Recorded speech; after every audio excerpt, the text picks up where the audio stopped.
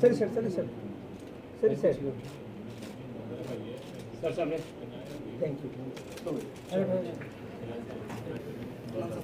JP Sharma ji, निदेशक प्रसार, निदेशक अनुसंधान, निदेशक शिक्षा, रजिस्ट्रार एवं अधिष्ठाता हॉर्टिकल्चर एवं एग्रोफॉरेस्ट्री संकाय, अधिष्ठाता कृषि संकाय, अधिष्ठाता एग्रीकल्चर इंजीनियरिंग कर रही है। कार्यशाला स्काल जम्मू के मेन कैंपस चट्ठा में आयोजित होगी। सर्वप्रथम मैं इंटरनेशनल कॉन्फ्रेंस के ऑर्गेनाइजिंग सेक्रेटरी और कोऑर्डिनेटर डॉक्टर राजेंद्र पैशन साहब से अनुरोध करता हूं कि वह इस इंटरनेशनल कॉन्फ्रेंस के विभिन्न पहलुओं पर रोशनी डालते हुए आप सभी को संबोधित करें। नमस्कार, आप सबका स्वागत है कि आप ये प्रेस कॉन्फ्रेंस कवर करने आए ऑनरेबल वाइस चांसलर सर की इस कॉन्फ्रेंस के बारे में। इंडियन इकोलॉजिकल सोसाइटी 1974 में डॉक्टर एस अटवाल साहब थे, जो इंडिया में बी कीपिंग के फादर माने जाते हैं, उन्होंने एस्टेब्लिश की थी। आपको ये जानकर हैरानी होगी कि डॉक्टर अटवाल साहब, जो स्टेट में पहली एग्रीकल्चर यूनिवर्सिटी बननी थी, उसके ओएसडी कम वीसी डेजिग्नेट थे, और उस टाइम उस एक्ट का नाम था सादिक मेमोरियल एक्ट, जो बाद में शेर कश्मीर एग्रीकल्चर यूनिवर्सिटी एक्ट में तब्दील हो गया। डॉक्टर अटवाल साहब पीयू में इकोलॉजिस्ट थे, डीन एग्रीकल्चर भी रहे, तो उन्होंने ये इकोलॉजी का जो बाहर विदेशों में इकोलॉजी के बहुत सारी सोसाइटी हैं, उसी तरह पे उन्होंने इंडिया में भी इस सोसाइटी को 1974 में स्थापित किया, इस्टेब्लिश किया, और हम इस टाइम 48 साल के हो गए। 2 साल के बाद हम अपनी गोल्डन जुबली सेलिब्रेशन कर रहे हैं।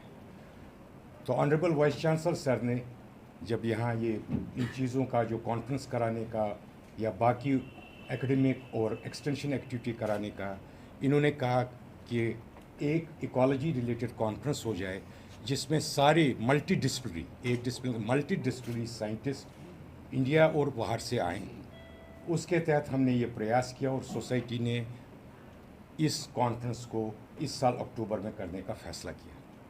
ये भी आपको बता दूं कि 2016 में जो दूसरी इंडियन इकोलॉजिकल सोसाइटी की इंटरनेशनल कॉन्फ्रेंस थी, वो भी जम्मू में हुई थी, और उसके भी उस टाइम जो चीफ गेस्ट थे इनॉग्रल में डॉक्टर जितेंद्र सिंह जी थे, और इस टाइम भी हमारे इनॉग्रल में doctor Jitendra Singh ji chief guest हो गए। इस कॉन्फ्रेंस में 2-3 विषयों पे बहुत चलती है कि एक क्लाइमेट चेंज है, उसमें एग्रीकल्चर का कितना रोल है क्लाइमेट चेंज में बिकॉज ऑफ मीथेन एमिशन, और जो फॉसिल फ्यूल यूज़ हो रहे हैं फॉर प्रोडक्शन फर्टिलाइज़र, पेस्टिसाइड या बाकी ऑपरेशन में, उनका कितना है। तो इस तहत यूएन ने सस्टेनेबल डेवलपमेंट जो गोल्स बनाए हैं, जिसमें इंडिया भी एक कंट्री है, मेंबर कंट्री है, उसके तहत उन्होंने सस्टेनेबिलिटी पे जोर दिया है कि एग्रीकल्चर सस्टेनेबल हो, और ये नहीं कि ईल्ड्स हमारी कम हो, ईल्ड्स भी यही रहें विदाउट डिप्लीटिंग नेचुरल रिसोर्सेज जो फ्यूचर जनरेशन के लिए। इन चीज़ों में जैसे जेनेटिक्स में या नई नई वैरायटियाँ पैदा करने में क्या कंट्रीब्यूशन साइंटिस्ट वर्ल्ड ओवर कर रहे हैं, या जो पेस्ट मैनेजमेंट में जिसमें बहुत सारे कीटनाशक या फफूंदी नाशक इस्तेमाल हो रहे हैं, उसमें क्या वर्ल्ड में हो रहा है। जैसे पॉलिसी इश्यूज़ हैं, उसमें क्या वर्ल्ड में हो रहा है, पॉलिसी में कौन सी कंट्री की क्या पॉलिसी है, उस इश्यूज़ पे। फिर फूड सेफ्टी है, जैसे पंजाब में आपने देखा, वहाँ तो फूड प्रोडक्शन तो बहुत है, यील्ड्स तो वर्ल्ड एवरेज से भी हायर हैं, लेकिन उसका एक नेगेटिव आस्पेक्ट ये है कि वाटर टेबल और जो दूसरा वहाँ बर्निंग ऑफ स्टबल्स हो रहा है, तो उस पर भी डिस्कशन हो रहा है कि क्या पोल्यूशन एग्रीकल्चर के क्या क्या पोल्यूशन काज होते हैं। चौथी चीज़ इस कॉन्फ्रेंस में ये भी डिस्कस हो रही कि फॉरेस्ट्री किस तरह हमें कार्बन न्यूट्रलिटी पे लाए, ताकि हम कार्बन न्यूट्रलिटी करके जो हमारे ये क्या कहते हैं ग्रीन हाउस गैसेज है वगैरह है, उनका असर कम हो जाए। दूसरी, आजकल बड़ा प्रकोप हो गया क्योंकि वर्ल्ड एक छोटा विलेज बन गया है, ट्रेड हर कंट्री से हर कंट्री में जाता है, तो उससे इन्वेसिव पेस्ट, जैसे कांग्रेस ग्रास आया था, इसको एक इन्वेसिव पेस्ट कहते हैं, जो हमारा यहाँ का खरपतवार नहीं थी, वो बाहर से जब मैक्सिकन वीट आई उसके साथ आया। उस पर भी विषय होगा कि जब बाहर से कोई चीज़ें आती है उसमें हमने क्या क्या सावधानियां रखनी चाहिए। और बाकी इस कॉन्फ्रेंस के बारे में हमारे ऑनरेबल वाइस चांसलर साहब आपको बताएंगे, जो इस कॉन्फ्रेंस के कॉन्फ्रेंस चेयर हैं, जो इसकी अध्यक्षता कर रहे हैं। Thank you very much.